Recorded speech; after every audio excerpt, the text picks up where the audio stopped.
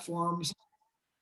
We are so thrilled to have you with us here. I'm Jeff Martin with Magic City Books in Tulsa, Oklahoma, and really pleased to have this as part of our ongoing virtual author event series, which we have been doing for about 15 months now. We've done well over 150 of these virtual author events and literary events in that time, but really looking forward to getting back to doing some in-person things. And we will be doing that this summer. So you can go to our website, magiccitybooks.com, and see the schedule and everything coming. I will point you to a couple of things.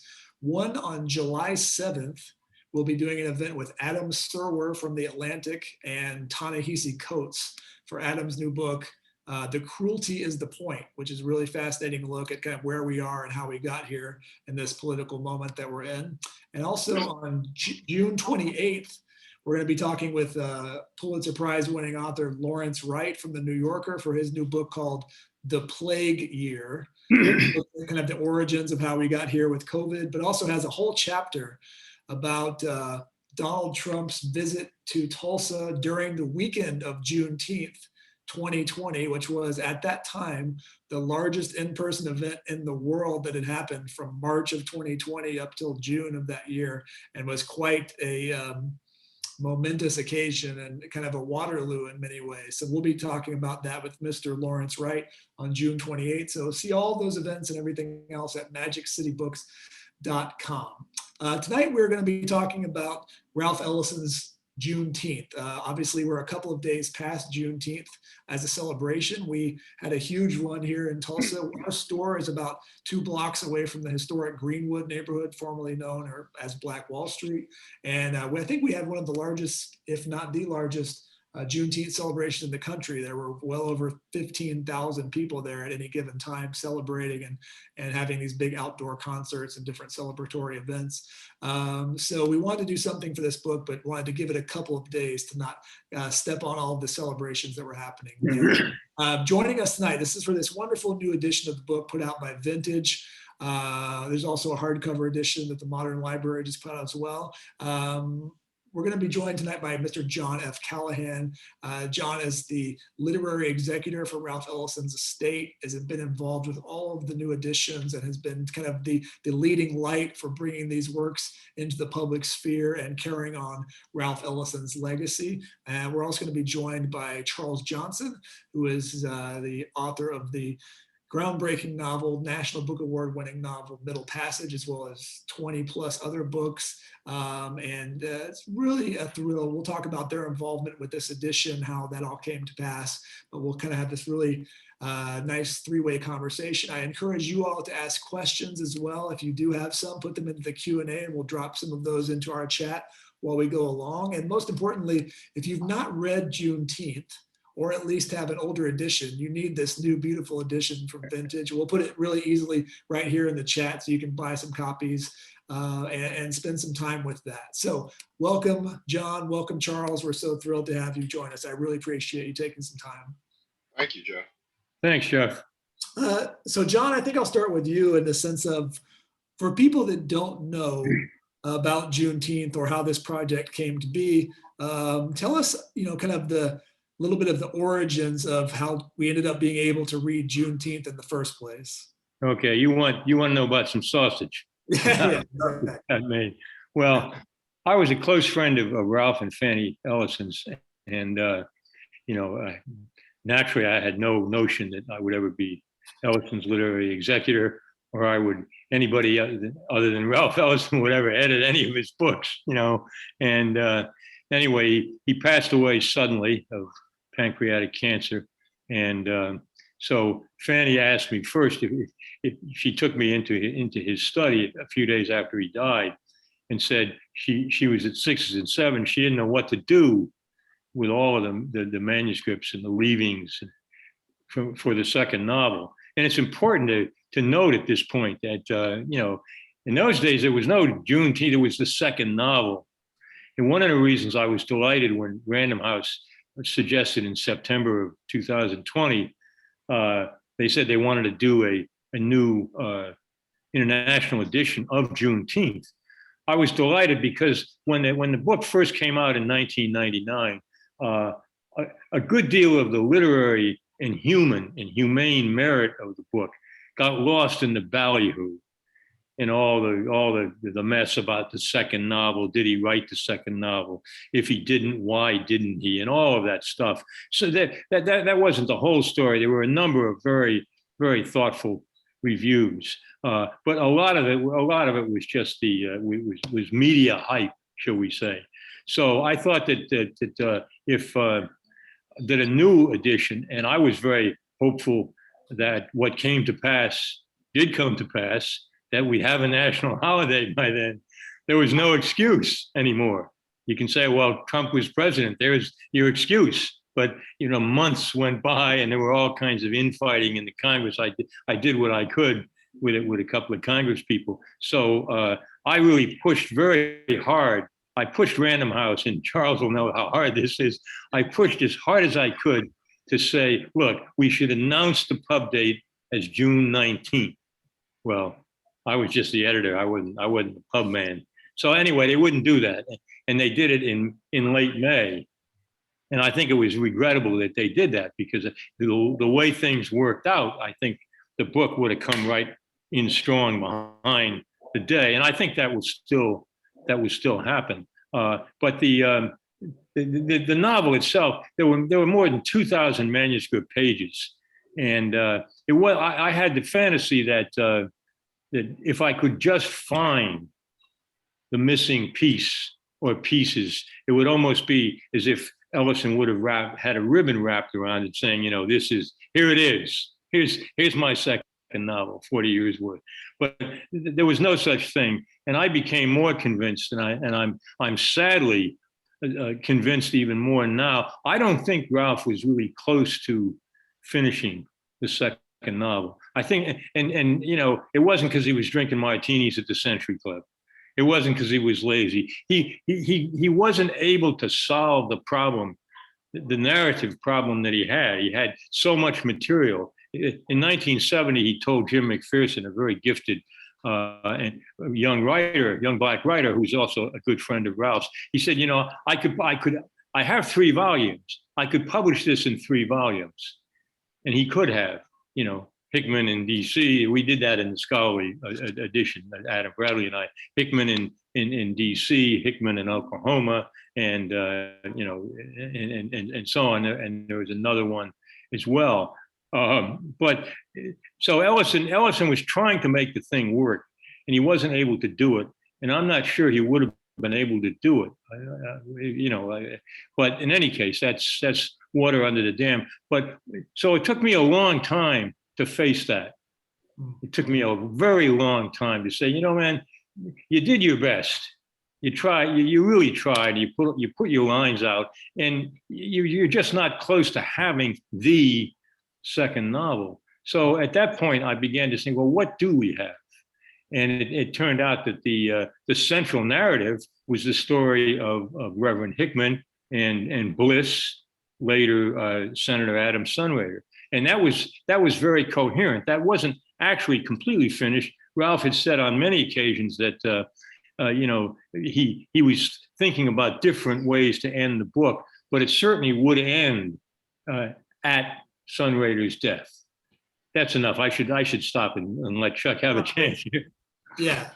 So Charles, I'm curious, when you first became aware of this, did you read it right when it came out originally, and kind of how that, and what kind of expectations you had when you, because we're talking decades between Invisible Man and this is the next thing, and it had been built up so much, and yeah. It's such a tight wire to walk. What was that experience like for you, kind of encountering this material for the first time? Well, I could listen to John's explanation of the genesis of this version of Juneteenth for the rest of the night. I mean, it is rich. Some of the issues that John is raising about second novels, the curse of the second novel, is really very important. The first book, this is my personal feeling, is great. You get good reviews. People say, "Oh, this is a writer to watch." We want to see what you're going to do next. Well, that's fine. But so there's a weight on the second novel.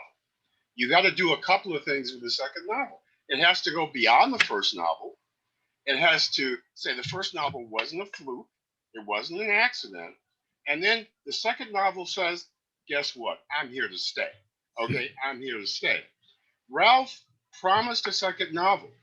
And because of his very high, really incredibly high standards for American literature, he kept working, endlessly at it to bring it up to the level of our greatest writers, Melville and Hemingway and Faulkner and the writers that he admired.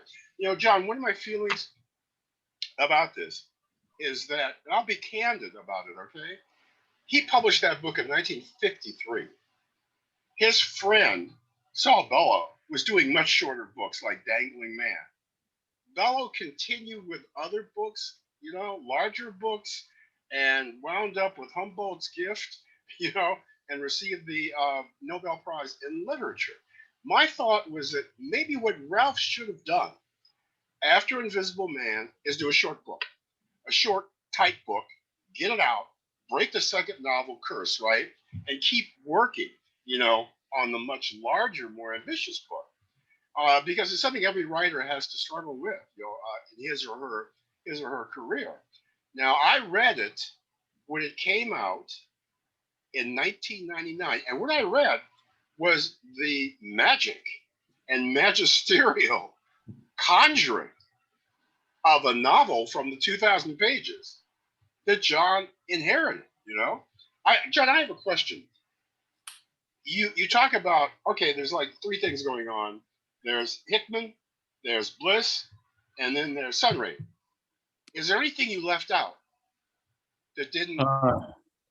Yeah, actually, you put your finger on it, because you're doing some foretelling, you're doing some prophetic retelling, because Ralph had that very thought that you said maybe he should have done a short book next. Oh, really? Yeah. Yeah, because one of the best sources of what Ralph was really thinking and willing to say to his closest friend are the letters he wrote to Al Murray. Right. And he writes to Murray possibly a few months before Invisible Man is published. He says, well, if this thing doesn't work, I'm making some notes because I believe I've got one Oklahoma book in me. Yes. I got to go talk to the old folks. I got to get mad again and go talk to the old folks. And so in a way, the first parts of Hickman doesn't appear until he goes to Rome. So when he's beginning to write drafts in 50, 53, 54, 55, they're all of the Oklahoma stuff. Uh-huh. So I guess I'll add to your I wish he'd done the damn thing. I wish he'd done that Oklahoma thing. And then when he got the inspiration about Hickman and the baby and the senator, and then say, okay, let me get this second one done and get on to the other one, but he didn't. He tried to merge them all. I see. Let me ask you another question too. Sure. I've always felt there was a similarity between Sunraider and Reinhardt. Reinhardt, absolutely. From Invisible Man. You're right, because Reinhardt's. You remember when Invisible Man is wandering through Harlem and he sees traces of Reinhardt and the preacher, and he's a preacher, and it was Bliss. He was your Bliss. So Ralph. That's right. That's right. Ralph had already made that connection, man. Yeah, he had. That is incredibly powerful. It's like what he said to you, and I want to mention this because I don't want to forget this. You talk about that, and Jeff, this is one of the most important encounters Ralph had in the years before his death was with Charles Johnson, and I want to tell this because I know Charles is too damn modest to tell it. When you knew you were a finalist for the National Book Award, and they used to invite the previous winners. And Ralph used to go faithfully every year. He and Fanny, they went. So they were there, and Charles had the foresight, the prophetic sense that he was going to win. And he wrote this wonderful address. And it reminds me of what Ellison did in 53, brave words for a startling occasion. Ellison was ready, and so you devoted as you put it in your wonderful preface, you devoted your quote time at the microphone to talking about Ralph. And so Ralph is very tough. I mean, I happened to have dinner with the Ellisons about 2 weeks after this, and tears came to his eyes when he talked about it. He was so moved. And then you speak about this in the preface, because you say when he's speaking to, when you and he are right there and nobody can hear him, he says to you, sotto voce, Yes. I thought I'd been forgotten. Yes. Yes. Amazing. And you, and wisely, and the humane guy you are, you don't choose to say, what can you say about that? The best thing to do is to leave it there and not say a word. And then you do say, people are bugging him about, what the hell were they asking him about? You know, the novel, and they brought matters of race in. How can you write about this white guy? And he says, God, man, you know, skin doesn't think. That's right. Imagination thinks, and that's what you have in your preface as well. Yeah, that's what he told a reporter. He said, what did he say? My God, you write out of your imagination, Yeah. not your skin. Yeah, that was an incredible night in 1990.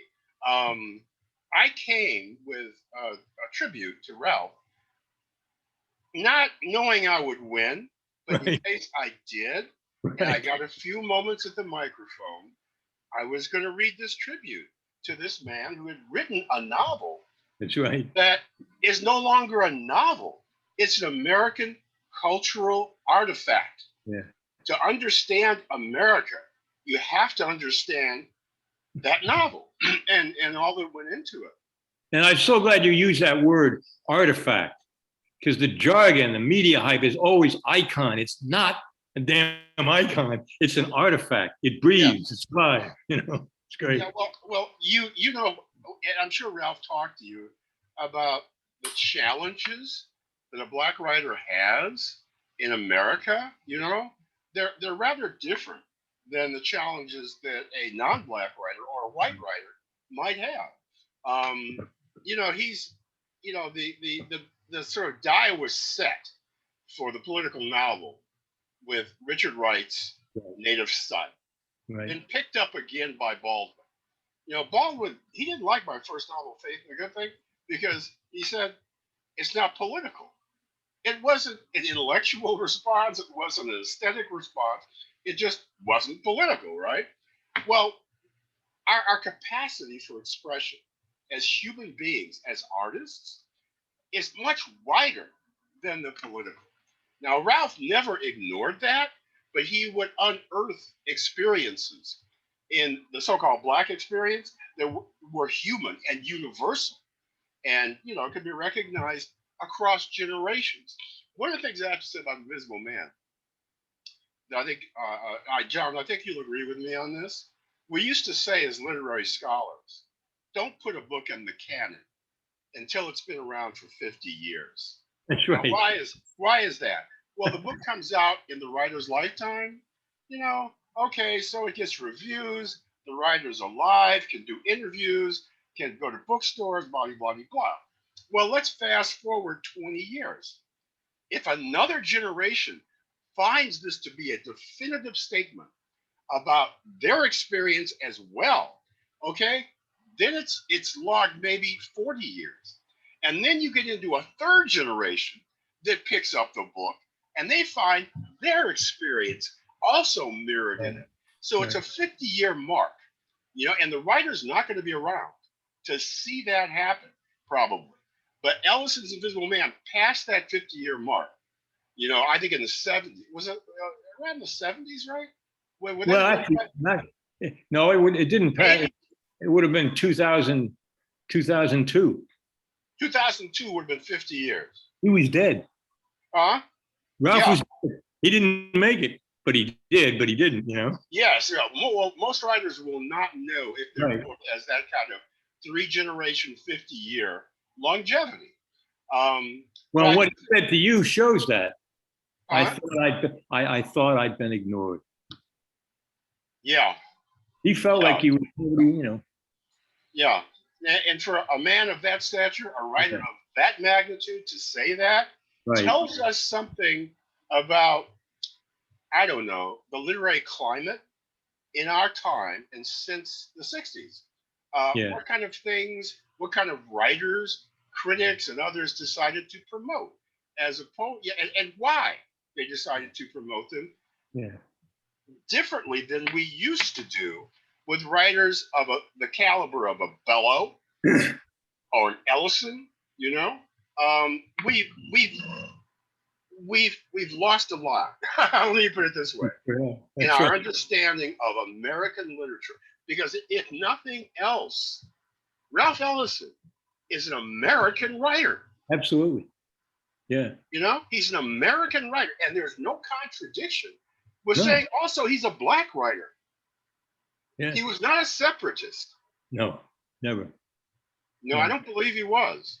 No. He was in the integration tradition, just like Du Bois and the NAACP and Martin Luther King Jr. and right down to Barack Obama. Barack Obama, that's right. Yeah. And he was proud of it. And the first time I met him, I mean, he talked about, we had a fair amount to drink, and we, you know, he was trying to find out who the hell I was. And anyway, and he talked about the incredible mix of his background. Both of his parents were slaves. They both had a lot of African blood, but he also talked about having some Welsh, having some Cherokee, some Choctaw. And Fanny said, "My God, Ralph, you know, you're gonna be here all night if you don't stop this." And and he was very, very proud of that. Very proud of that. Well, and that was his American, always. Yes, yeah, he is a truly American, and his insights into the American experience are like nobody else's. Yeah. You know, like when he talks about the integrated nature of democracy itself. Yeah. You know, nobody else says that. That's only Ralph Ellison. Well, you focus a lot on that, and I'm glad you did it in your preface, because I went back and forth. You know, Random House, they weren't talking to the two of us together. They talked to you, and they talked to me. I had no idea what you were doing. I said, "Well, those are the protocols, I guess." But I didn't know what the hell to do. I thought, at one point, I thought, well, maybe I should just tinker with the introduction of 99. I said, no, that was what you did then. Yes. It's still right for then. And then I thought about maybe tacking a note on it, and that didn't seem right. So I came up with the idea of doing a quote that seems to speak profoundly both to Invisible Man and to Juneteenth. And it's wonderfully enough, it's when he was in 1945. Murray would come up from when Ellison would get back from his merchant marine trips. Sometimes Al would come up from Alabama, from Tuskegee, and Murray told me this story. He said he ran into Ralph on 135th Street, and well, it was in Harlem on 135th, and Ralph just started to talk right away, and he said to Al, he said, you know, we must never forget that for a book to last, not only from one generation to the next, but from age to age, it can't simply be retelling. It's got to have some prophetic content. Wow. It's got to foretell. And when I saw it, I said, my God, that's true. That was true of Invisible Man. That epilogue is foretelling. He is foretelling and prophesying the civil rights movement. And that branch of integrative African-American experience and work that you just spoke of. And Juneteenth is too. Yes. And they haven't noticed it. I'm kind of hoping they will. I mean, the way Ellison ends Juneteenth is bone chilling, because it's the prophecy of technology coming into the hands of these brilliant but utterly immoral, power-hungry guys, militant guys. And the first person they want to kill, of course, is Sunraider. And that's coming from, Ralph isn't running that as his or anybody else's. That's the hallucinating mind of this guy who has rejected his blackness, and he's almost dead. It's unbelievable. And then Hickman's voice calls from above. And the struggle for Bliss, and the struggle for America, the struggle for every one of us goes on. you've been talking about this, Charles, and I'm so glad Ralph's work is so wonderfully provisional. It's not mealy mouth, but it's provisional. The essays, the fiction, You said provision? No, provisional. Provisional. Provisional. Oh. It's not decided. Oh, The I see. country is decided, the personality, yeah, provisional. I see what you're saying. Well, the timing is right in terms of what you said about prophetic, because Invisible Man is what, 52? And then the civil rights movement, we usually date it to the Montgomery bus boycott. Exactly. That's 55. It was just Right. around the corner from the publication of Invisible Man. It was before Brown v. Board. Invisible Man is the great Jim Crow. It's Jim Crow America, the story of Jim Crow America, and the possibility of another America. Amazing. Yes. Incredible. Maybe we should let Jeff ask a question. Poor Jeff, yeah. You guys have touched on so many fascinating things. There's a lot to touch on there, but I do wonder, and either one of you could talk about this. Do you think that if Juneteenth or whatever it would have been called had come out as an official second novel during his life, it could have ever gotten the reception it was due because of the lingering feelings about that? The quality wouldn't have mattered because the shadow was so large from Invisible Man that the critical infrastructure of American literature just would never have appreciated it the way that the first book was. Like, it was just an impossible task in a way. Well, quickly, that's what Charles was pointing to when he talked about the weight of second novels, and in particular of Ellison's second novel. He worried about that. Yeah. And Charles, you mentioned obviously you won the National Book Award, and what a special opportunity to be able to share that moment with Ralph Ellison himself. But I wonder, that was, I believe, your fourth novel. Middle Passage was, I think, your third or fourth novel. It was my third novel. Yeah. And, if that book had been your first book and you had had that success, do you think it would have paralyzed you in any way, that you had, having had a chance to kind of have some experiences, like you mentioned, James Baldwin not liking your first book? Yeah. No, well, I think that my first novel I published when I was 26, Faith of the Good Thing. And it was quite interesting, the reaction that I got to it. People understood that this was a philosophical novel. It has a lot of rich stuff going on in it. But I had to fight for the second novel, Oxfording Tale, which is really the novel that I define my particular literary philosophical approach. I'm a practicing Buddhist, and I wanted to access not just Western philosophy, where I have my PhD, but Eastern philosophy. Because again, I've been studying Buddhism, Hinduism, Taoism since I was in my teens, as an undergraduate. And that book was rejected 2 dozen times. Yeah. Just like Persig's Zen and the Art of Motorcycle Maidens, that one was resisted 2 times, rejected by certain places. And so it was published by University Press, Indiana University Press.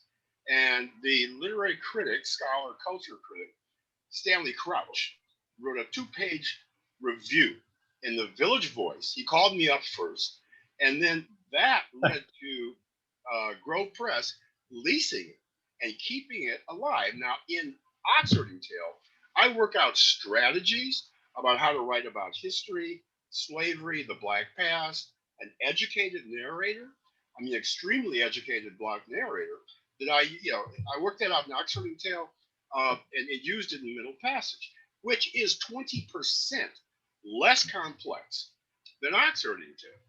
So when I got to the third book, I had to take my lumps. I knew who I was. I didn't get a whole lot of hoopla with the first book. So, it was fine. It was a bestseller, after I got the National Book Award. But I knew who I was. I knew what it was I was doing, what my next book was going to be. It was not going to change me getting the National Book Award. It was not going to, point me in directions that were not directions I should have been going in. Yeah. So I hope that answers your question in a way. Yeah. No. Yeah. But it being the third book, I have already settled into an understanding of my mission as a literary artist. Yeah. You know, John, I'm curious.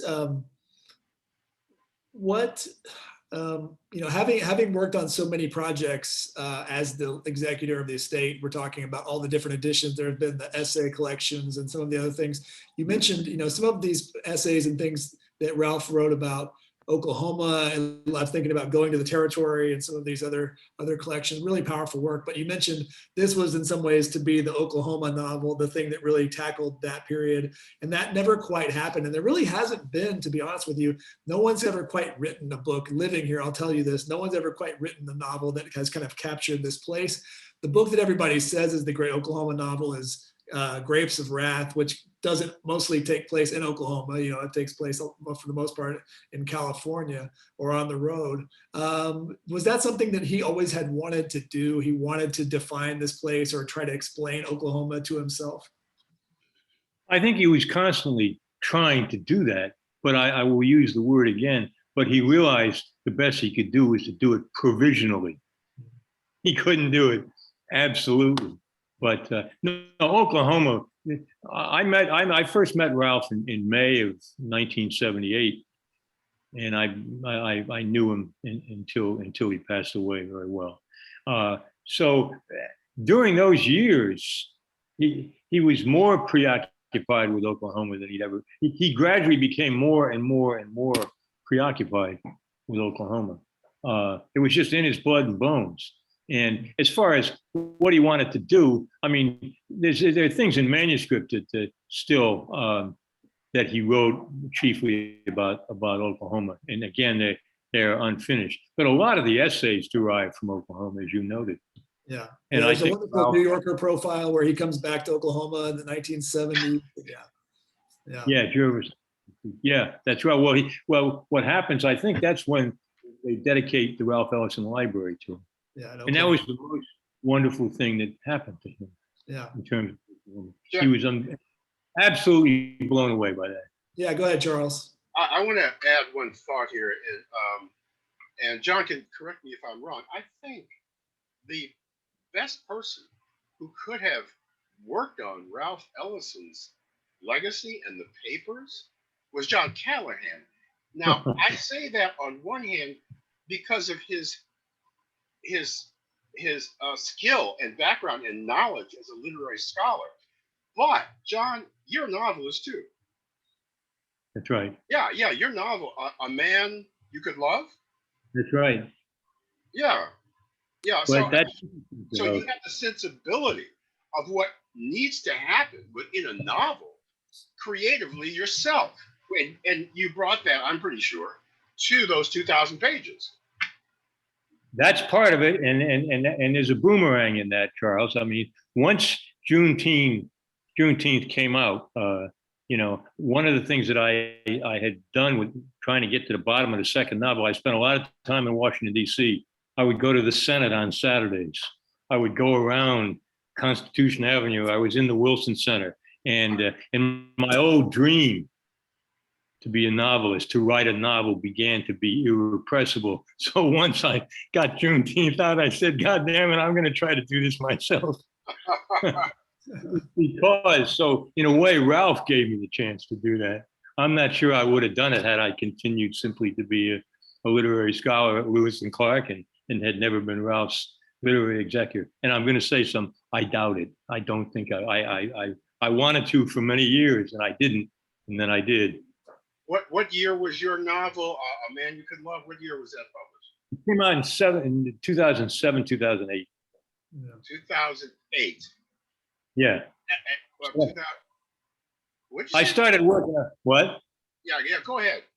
Well, I started working on it. I got to the point, it was after the Bush Gore recount. And I had written a short story, kind of unfinished short story in the early 90s. I just took a couple of weeks and did it because I had to do it, So, and then I put it away. But I had my character, I had my situation.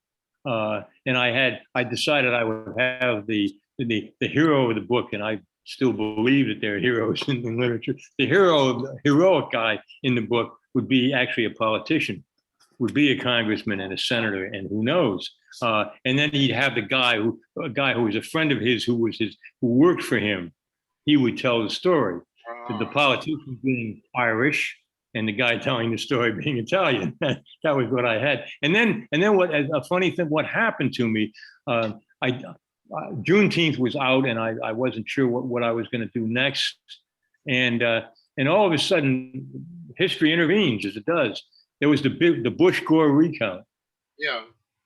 And I thought, Christ, that's it. I'll have my guy. I realized when the principal character of this book that wasn't written would die, how he would die. He would be assassinated. He would die, and this guy would be completely distraught, and he'd kind of have a kind of breakdown, and he would go to the Oregon coast, and I was trying to find a disease that was possibly mortal, but not necessarily. And then you get the recount. So I said, my God, vote count, recount, blood count. There it is, dude. If you can't do it, if you can't do it with this stuff, you're not going to do it. That's the way it happened. So I set to work on the novel. And you'll notice that there was a bit of a hiatus about Ellison's work coming out in those years, because I was all in on my novel. Yes. I hope you keep writing fiction, John. I hope I am. do. I'm struggling with one now. Much of it's set in Ireland. It's called Belonging. Yeah, I'm curious, John, as you're doing those projects and you're doing these myriad other Ellison related projects, what, and also Charles mentioned the fact about the kind of multi-generational component of how literary legacy happens. It goes in chunks and you kind of have to pass it on from each generation to the next. Where do we see Ralph Ellison's literary estate, his legacy 50 years from now? Like how is it going to kind of keep going on, past all of us even, I just think Ellison's going to get stronger and stronger and stronger. I think more, there's so much there that he said and tried to say, and that people are going to respond to and are responding to. So, I don't see it as waning. Yeah, I don't. It definitely does seem like there is a growing interest. And also I was thinking, there are some literary contemporaries. He gets so much flack, I think, for his lack of output, and people always mention the writer's block and all that stuff. But, it doesn't seem like Harper Lee got mysterious. She didn't get a lot of flack. J.D. Salinger got mystery. Yeah. He didn't get a lot of haranguing. It's like, how come certain writers with minimal output get the sense of mystique, and then someone like Ralph Ellison is like, hey, where's that next book? He didn't get the mystique that went with it. Go ahead, Charles, if you want. Yeah, let me venture a provisional answer. Yeah. Harper Lee didn't promise another novel. They asked her, if I remember correctly, what's the next novel? They always do that to you, right? As soon as you publish a novel, it took you 7 years. They ask, oh, where's the next one? Well, Harper Lee said, that's it. There's not going to be a next one. Ralph did say there's going to be a next one. And so people, are expecting it. John, does that sound right? It's absolutely. It's righter than possibly we know. I mean, the last sit-down interview Ralph did was in February of 94. He didn't expect to be dead in April of 94. And he did it with David Remnick of the New Yorker, who wanted to do a little piece on Ralph for his 80th birthday, which was March 1st. It really was his 81st. But anyway, so he did that, and he went pretty, as somebody who has gone through all the damn papers and all the manuscripts, Ralph went pretty far. You could say one of his feet was over the line. I mean, he said, I'm working on the book on it, and I think I'll have something very soon. I mean, he encouraged Remnick and anybody else who wanted to be so encouraged that God, he was on the finish line. He was going to get that second book done, and that's that drove me for 2 years until I finally realized that was a bit of hyperbole. Yeah. Do you think that was a bit of I don't know how much of that is self-delusion, like telling yourself you're going to finish something. Do you think deep down he really felt that or believed it, having said it for decades at that point, that this thing would be coming? I think deep down, part of him believed it. I think deep down, part of him did not believe it. Complexity was just one of his favorite words. Ambivalence, Invisible Man talks about that. Ralph, one of the things Ralph has acquainted us with is ambivalence. If we would pay attention to the ambivalence that we carry around in ourselves. So with the re-release of Juneteenth and people kind of falling into it, I think also, like I said, I think there's so many reasons why people pick up a book. One of the reasons is I think that term and that holiday are becoming more known than ever before. So just the visibility of that word and people understanding what the history of Juneteenth was and seeing this book, they may pick it up just because they see it on a table. They may see this beautiful new vintage edition and pick that up. Yeah. But obviously the book is not, the history of Juneteenth, so they can pick it up and think it might be something that it is. So talk about the title and how that actually fits into it, because you could easily see someone say, hey, this isn't about Texas and the end of slavery and all these kind of things. Well, actually it is. The central one of the central chapters in Juneteenth is chapter 7. Right, but the whole book is right. But that's not the whole right. Yeah, but that's the point. Juneteenth as a celebration, right, as a day and a holiday created by African Americans who were former slaves, radiates out into the whole country. Taking us a hell of a long time to get the national holiday. And in the novel, when Hickman is trying to engage Bliss Sunraider, trying to get him to see how important that Juneteenth is and how important his work as a little boy preacher with Hickman is, how important that was and how he must never forget that. He talks about Juneteenth comes up and Bliss, now Senator Sunraider, denies it. He doesn't say anything to Hickman, but his mind says no more.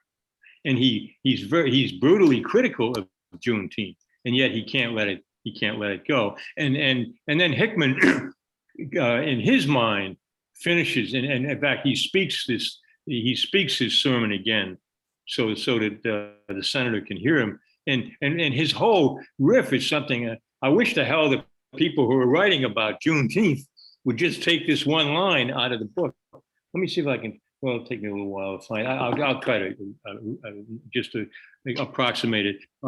Hickman ends that sermon by talking. There's been a heap of Juneteenths before this one, and there'll be a heap more before we're completely free. He talks about freedom as a process, again, as something that you're not going to get it all at once. And like right now, I hope the holiday and the way the black folks and the white folks who celebrated with them celebrated it was, we got a lot of work to do. This is a path. It's a course, Yeah, definitely. I think obviously people were having that conversation a few days ago saying, hey, this needs to be the beginning of something. This is not the culmination of this work. It's not the beginning either. That's the other point. We don't want either one of those fallacies. I'm tempted to show, I live on a river. I just moved into a condominium on the river, and I never knew a damn thing about what rivers were. They're constantly in motion, right, flowing for and against, upside down and sideways. And it seems to me that's the way history goes, whether we like it or not. So last thing before we wrap up. So the book comes out in '99. It's about 350 odd pages, that book. But then in 2010, a longer version comes out 3 days after the shooting, I think is what that one was called. 3 days before the shooting. What was why did you do that? Because it kind of was like the continuation. Yeah. No, that's a hell of a good question.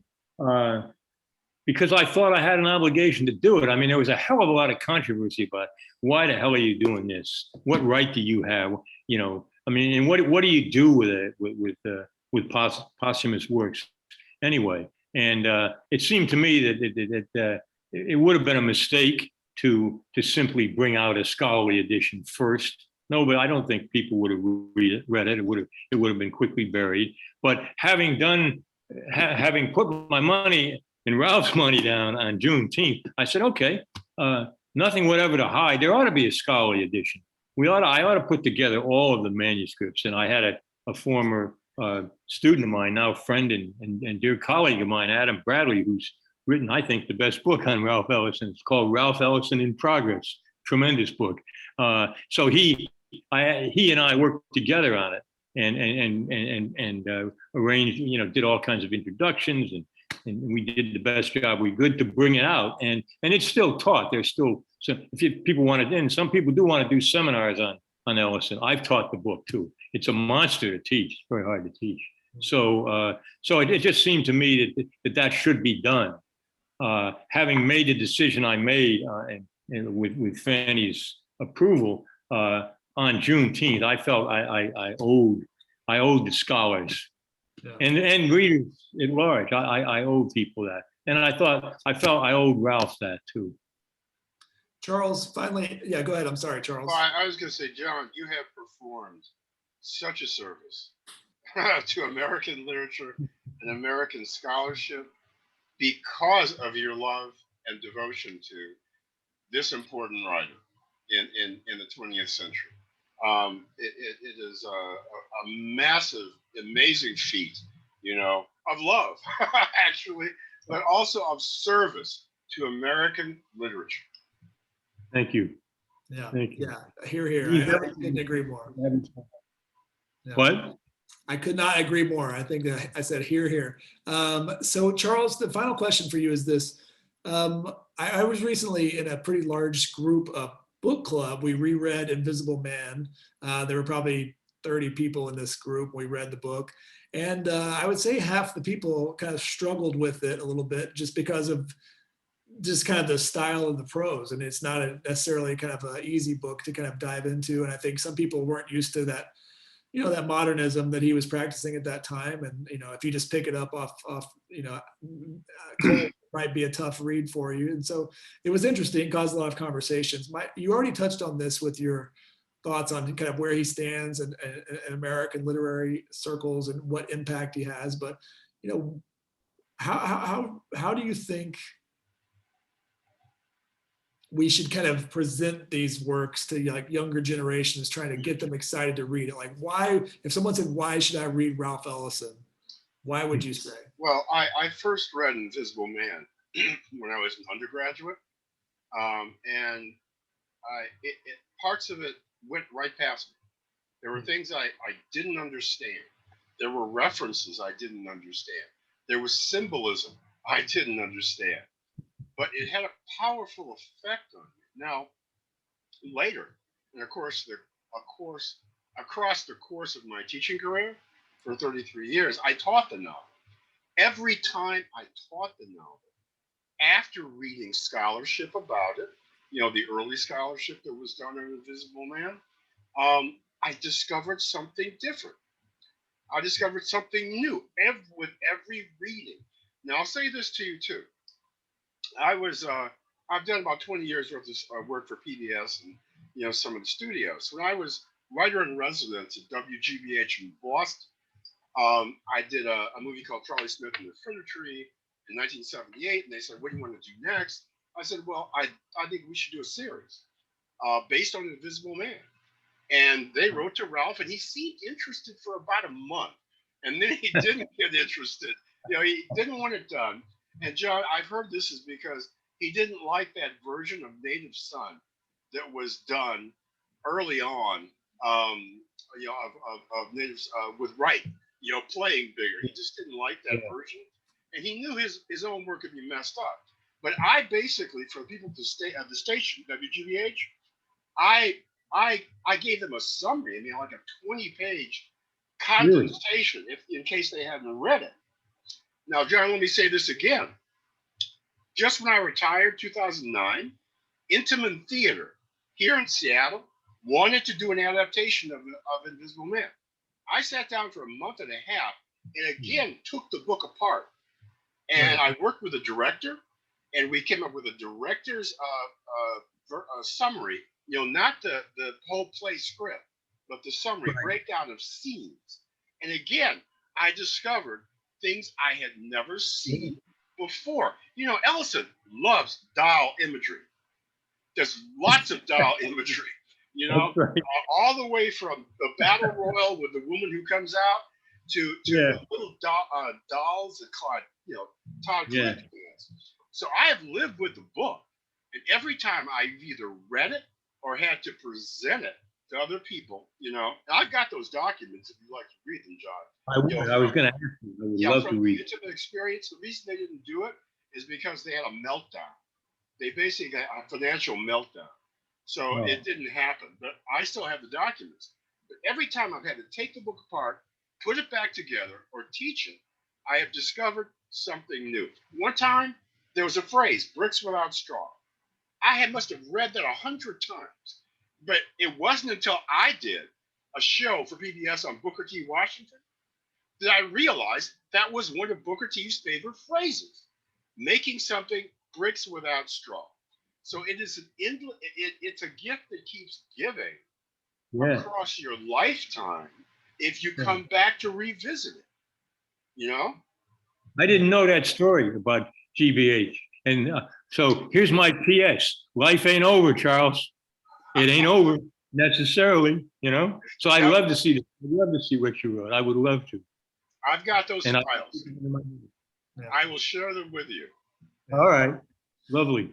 Well, thank you both for sharing some of your stories and some of your time, most importantly, with us. It was a true pleasure to spend a little bit of time talking with you. I hope everyone out there watching will either revisit or for the first time pick up Juneteenth, pick up Invisible Man, spend some time inside the mind of Ralph Ellison. As Charles said, it contains multitudes, as the man said. And it's a journey that can stay with you for your whole life if you keep going back to it. So thank you, Charles. Thank you, John. This was a true pleasure. Everybody out there, take care, stay safe, and we will see you soon. Bye-bye, everybody. Thank you, Jim. Thank you very much. Very enjoyable hour. Thank you. For me too. Take care. Bye-bye. Take care, Chuck. You too, John. Will do. Will do.